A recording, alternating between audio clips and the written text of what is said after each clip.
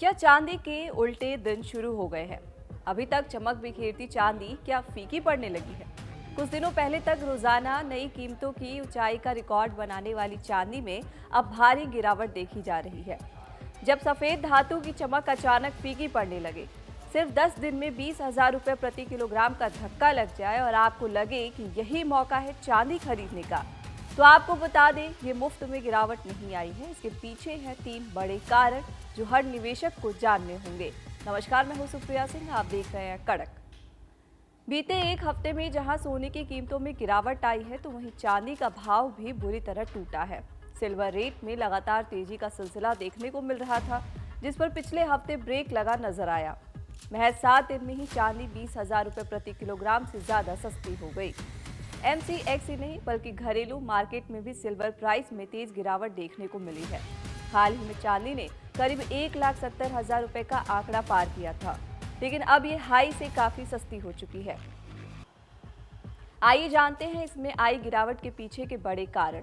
अपने all time high से चांदी की कीमत करीब 17% तक गिर गई है। पिछले 10 दिनों में चांदी की कीमत करीब 31,000 रुपए प्रति किलोग्राम कम हुई है। चांदी की कीमत में गिरावट के कई कारण हैं। पहला, लंदन में चांदी की आपूर्ति बढ़ गई है। दरअसल लंदन चांदी के वैश्विक व्यापार का एक बड़ा केंद्र है। ऐसे में वहां चांदी का स्टॉक ज्यादा या कम होना इसकी कीमत पर असर डालता है। लंदन का बुलियन बाजार दुनिया भर में भौतिक चांदी के लेन देन का मुख्य केंद्र है। इस शहर के कीमती धातुओं के गोदामों में चांदी की अवेलेबिलिटी का कीमतों पर सीधा असर पड़ता है। विशेषज्ञों ने बताया कि वहां भौतिक भंडार की कमी के कारण भारत में स्पॉट सिल्वर 14 अक्टूबर को 1,78,000 रुपए प्रति किलोग्राम के ऑल टाइम हाई स्तर पर पहुंच गई थी। एक ओर जहां सोना लगातार सस्ता हो रहा है, तो दूसरी कीमती धातु चांदी का भाव भी टूटता नजर आ रहा है।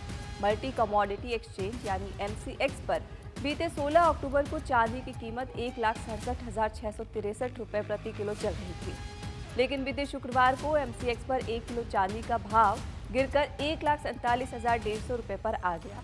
इस हिसाब से सिर्फ 7 कारोबारी दिनों में ही चांदी 20,513 रुपए प्रति किलो तक सस्ती हो चुकी है। मल्टी कमोडिटी एक्सचेंज पर ही नहीं बल्कि चांदी की कीमत में घरेलू मार्केट में भी तगड़ी गिरावट देखने को मिली है। इंडियन बुलियन ज्वेलर्स एसोसिएशन की वेबसाइट IBGA.com पर अपडेट किए गए रेट पर नजर डालें तो बीते 16 अक्टूबर को चांदी की कीमत 1,68,083 रुपए प्रति किलो थी, जो हफ्ते के आखिरी कारोबारी दिन शुक्रवार को कम लगातार गिरते हुए 1,47,033 रुपए प्रति किलो पर आ गई।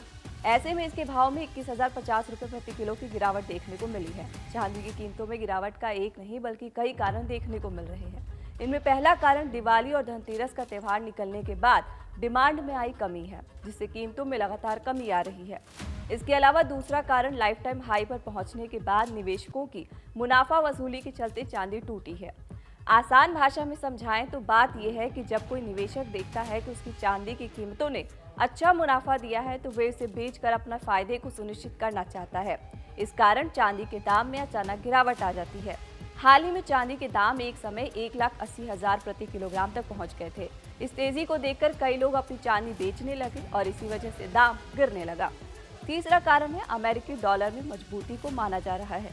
दरअसल सोना चांदी दोनों ही डॉलर में ट्रेड होते हैं। आपको बता दें कि सोना चांदी दोनों ही डॉलर में ट्रेड होते हैं। ऐसे में जब US डॉलर मजबूत होता है तो अन्य देशों के निवेशकों के लिए चांदी महंगी पड़ती है और इसकी डिमांड घटने लगती है।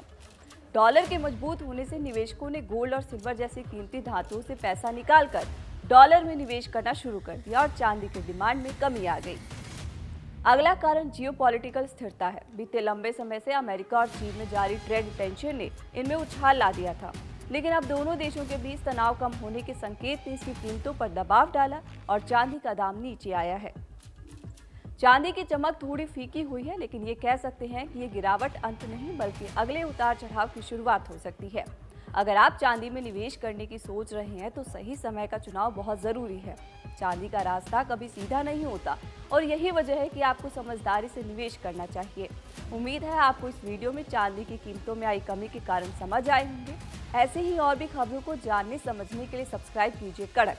साथ ही जुड़िए कड़क की मुहिम सांस लूं या जी लो से। कमेंट कीजिए #right2breathe और कमेंट कर बताएं इंडिया कैसे बनेगा पॉल्यूशन फ्री।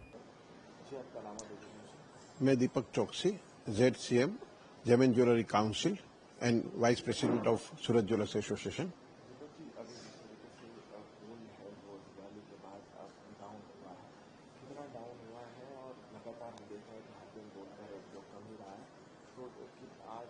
कैसे भाव है और इसका क्या फायदा होने वाला है? देखिए, ओवरऑल देखने को जाए तो सोना कंटिन्यूस बढ़ता रह रहा था। $1700 से स्टार्ट हुआ था और $4400 पे सोना पहुंचा था, और चांदी में देखा जाए तो वो $54 पे चांदी पहुंची थी।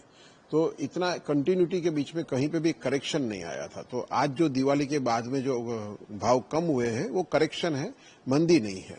मतलब सोना और चांदी में करेक्शन इतनी थी, हम लोग सभी ज्वेलर्स भी सोच रहे थे कि एक बार करेक्शन आएगा ही। और अगर इंडियन टर्म्स के रुपीस में देखने के लिए जाए तो जैसे 1,90,000 तक चांदी पहुंची थी, आज चांदी वापस 1,52,000 तक पहुंची हुई है। और सोना जो है 1,44,000 पे जो पहुंचा था वो आज 1,25,000 पे सोना आ गया हुआ है। इसका क्या फायदा होने वाला चीज आने वाले समय में शादियों का सीजन? ओवरऑल देखा जाए तो इंडियन मार्केट में जैसे डॉलर की टर्म्स में जो डिफरेंस होता है, डॉलर जब कभी स्ट्रांग होता है और इंडियन रुपीस जब वीक होता है तो इंडियन रुपीस में सोना बढ़ जाता है। तो अभी ये जो मूवमेंट आई हुई है उससे इंडियन मार्केट में भी एक अच्छा लोगों को लगा, और लोगों ने लास्ट टाइम में देखा कि सोना और चांदी का जो इन्वेस्टमेंट का जो जरिया है वो राइट है। लोगों को उसमें 100% एप्रिसिएशन मिलता ही है। और लास्ट काफी सालों का हम देखेंगे तो गोल्ड और सिल्वर में 12% हर साल पे एप्रिसिएशन होता था। तो अभी कस्टमर आगे, हम लोग के यहाँ शादी का सीजन रहेगा हम लोग ज्वेलर्स के लिए, तो ये टाइम आपने देखा पेपर में भी आया था कि हम लोग ज्वेलर्स के यहाँ जो बिक्री थी वो 40% कम हो गई थी। तो अभी हम लोग को लग रहा है कि मार्केट खुल जाएगा और हम सभी को ये जो भाव रेट कम हुए उनका फायदा मिलेगा। दूसरी बात, जो माननीय प्रधानमंत्री श्री नरेंद्र भाई ने जो जीएसटी कम की हुई है, तो जीएसटी कम करने से जो मनी फ्लो मार्केट में जो आने वाला था वो भी हमें ऐसा लग रहा है कि इन्वेस्टमेंट के जरिए लोग सोना और चांदी इसमें बाय करेंगे, क्योंकि एकदम सेफेस्ट इन्वेस्टमेंट सोना और चांदी है।